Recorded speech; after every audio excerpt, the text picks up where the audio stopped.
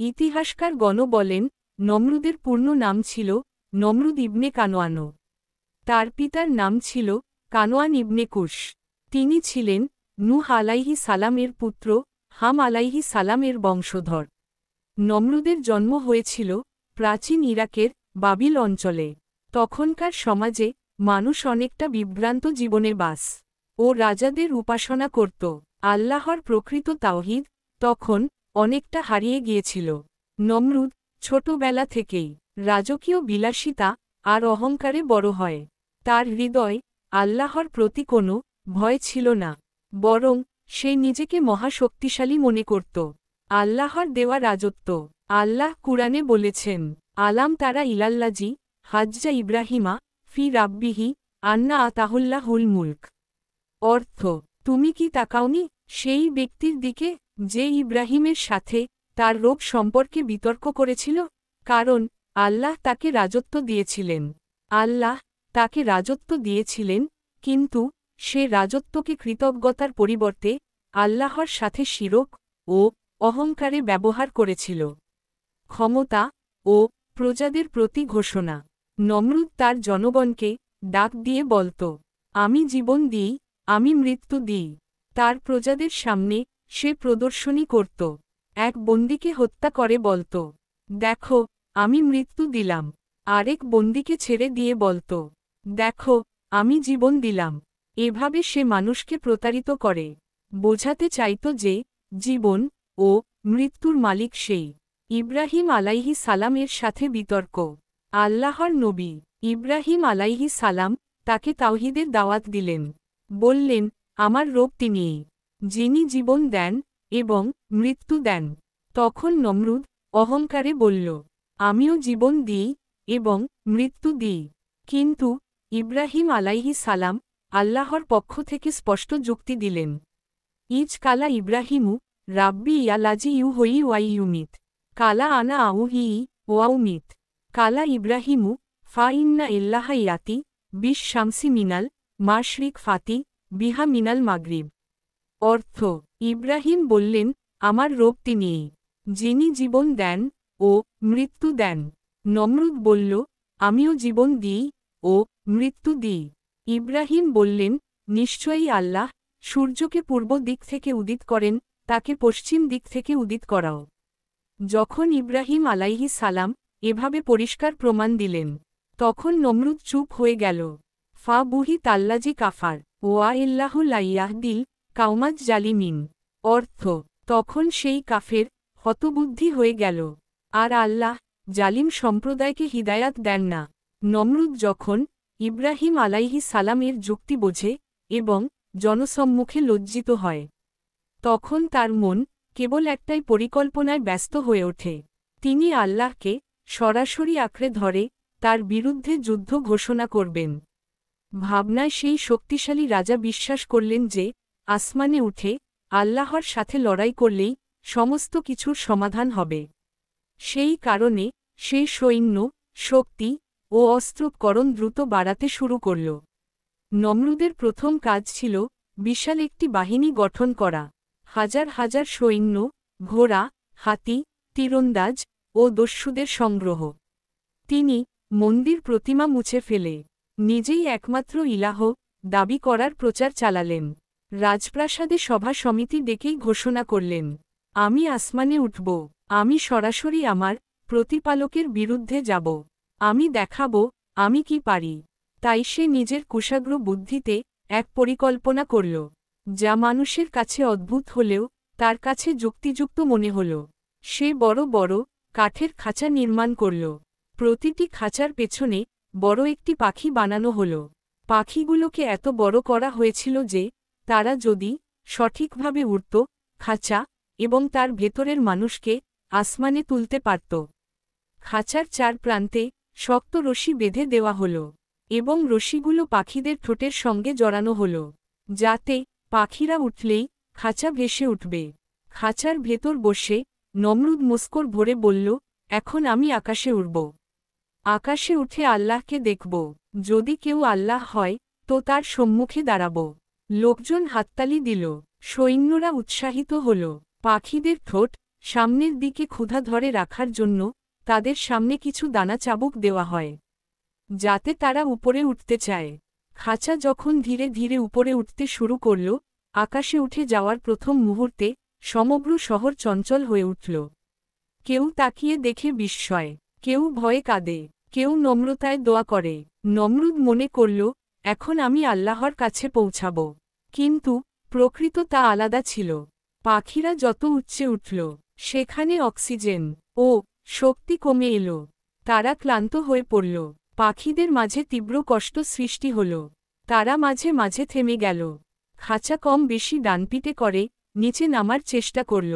পাখিরা একবার যখন ক্লান্ত হল, তখন খাঁচার ভার আর সহ্য করল না। রশিগুলো ঢিলেঢালা হয়ে গেল। এক প্রান্তে রশি ছিঁড়ে গেল। খাঁচা ভারসাম্য হারিয়ে আকাশ থেকে নিচে পড়তে শুরু করল। নিচে থাকা মানুষজন চিৎকার করে উঠল। নমরুদ নিজের গৌরব হারাতে লাগল। খাঁচা যখন সমতল জমিতে নেমে এলো, তখনও তিনি ভেবেছিলেন আসমান থেকে ফিরে এসে তিনি আরও বড় শক্তিকে আঘাত করবেন। কিন্তু সেই প্রত্যাশাই তার শেষ। এ খবর দ্রুত ছড়িয়ে পড়ল। কিন্তু আল্লাহর পরিকল্পনা ছিল আরও বেশি শিক্ষা দেওয়া। নমরুদকে শুধুমাত্র নীরব করে ফেলা নয়, তার অহংকারের মূলস্তম্ভগুলো ভেঙে ফেলাই ছিল উদ্দেশ্য। তাই আল্লাহ একটি অত্যন্ত সূক্ষ্ম, ছোট কিন্তু কার্যকরী সৃষ্টি নির্দেশ করলেন, যা তার কপালে করা প্রতিশোধ আর যন্ত্রণা আনবে। তাফসীর গ্রন্থে বর্ণিত মতে একটি ক্ষুদ্র প্রাণী, বহু আখ্যানে মশা বা গোবরে পোকা, যা নমরুদের নাকে প্রবেশ করে মস্তিষ্কের গভীরে পৌঁছে তাকে দীর্ঘকাল যন্ত্রণা দিত। প্রথম দিকে নমরুদের কষ্ট সহ্য করতে না পেরে নিজের সেনার কাছে চিৎকার করল। তিনি বললেন, এগুলো কি করছে? আমাকে মুক্ত করো। সৈন্যরা বহু চেষ্টা করল, কিন্তু কোনো উপায় ছিল না। নমরুদ মাথায় লাঠি দিয়ে আঘাত করতে লাগল। তার নিজের হাতেই সে আত্মরক্ষা খুঁজে পেল। প্রতিবার আঘাত করলে সামান্য স্বস্তি পেলেও আসল কষ্ট সে পলায়ন করতে পারছিল না। মস্তিষ্কে সেই ক্ষত বারবার আঘাত করত। সময়ে সময়ে তিনি বলেন, আমি কি করেছিলাম যে এই শাস্তি পেলাম? কিন্তু অহংকার তাকে সেই প্রশ্নের প্রয়োজনীয় তাওফিক দিত না। তার মন এখনও ক্ষমতার প্রতি আবদ্ধ। শেষ পর্যন্ত ধীরে ধীরে সেই ক্ষুদ্র প্রাণীর আঘাতে তার শরীর দুর্বল হয়ে পড়ে। নমরুদের ইচ্ছা ভেঙে গেলে সে আরও নির্মম ও বেপরোয়া হয়ে উঠল। এখন শুধু আল্লাহকে হত্যা করা নয়, টিকে থাকা মানুষের ওপর ক্ষমতা দেখিয়ে সবাইকে ভীত করে রাখাই তার প্রধান লক্ষ্য। নমরুদ তার দাঙ্গাবাজ বাহিনীকে কমান্ড দিল যে, যারা ইব্রাহিম আলাইহিস সালামের মতো আল্লাহর একত্বের কথা বলবে, তাদের ধরে এনে কঠোর শাস্তি দেবে।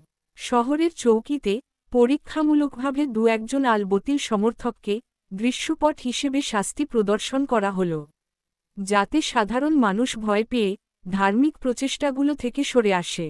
কিন্তু ইব্রাহিম আলাইহিস সালাম দমে না।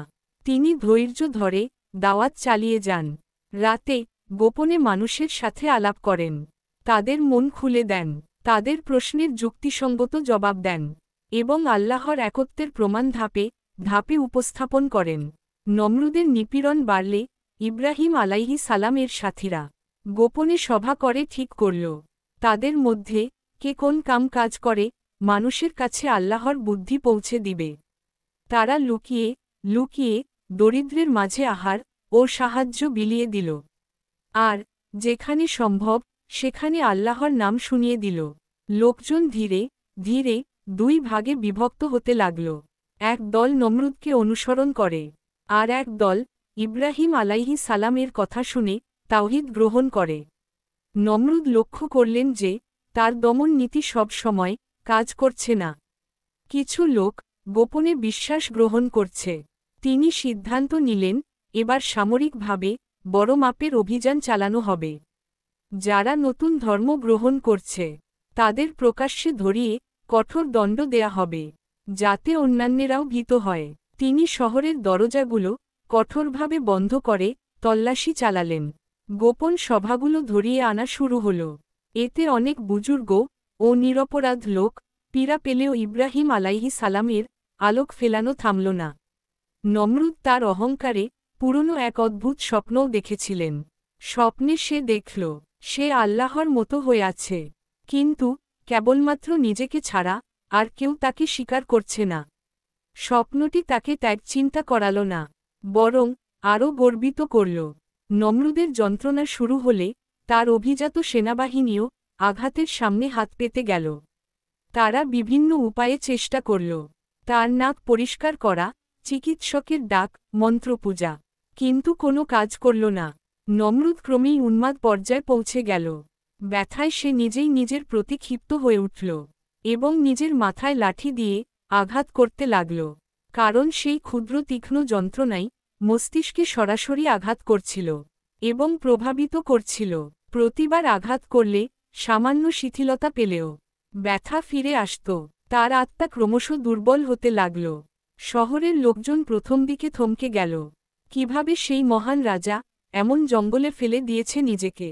কেউ কেউ আল্লাহর অনন্ত শক্তি নিয়ে কথা বলতে লাগল, কেউ অনেকে নীরবে চোখে জল ফেলল। যারা আগে নমরুদকে পালন করত তাদের অনেকেই এখন ভাবতে লাগল, যা কিছুই শক্তিশালী দেখায় তা চিরস্থায়ী নয়। আল্লাহ ছাড়া কেউ স্থায়ী নয়। অনেকে তখন ইব্রাহিম আলাইহিস সালামের কাছে ফিরে এসে তাওহীদ গ্রহণ করল। নমরুদের মৃত্যুর দিনটি ছিল কষ্টকর ও লজ্জাজনক। শক্তিমান রাজা দীর্ঘ কষ্টের পরে নিঃশব্দে মারা গেলেন। তার মৃত্যু সংবাদ শহরে এক ধরনের মুক্তির সঙ্গী হয়ে এল। মানুষ উপলব্ধি করল যে অহংকার ও অত্যাচার শেষ বিরামহীন শাস্তি নেয়।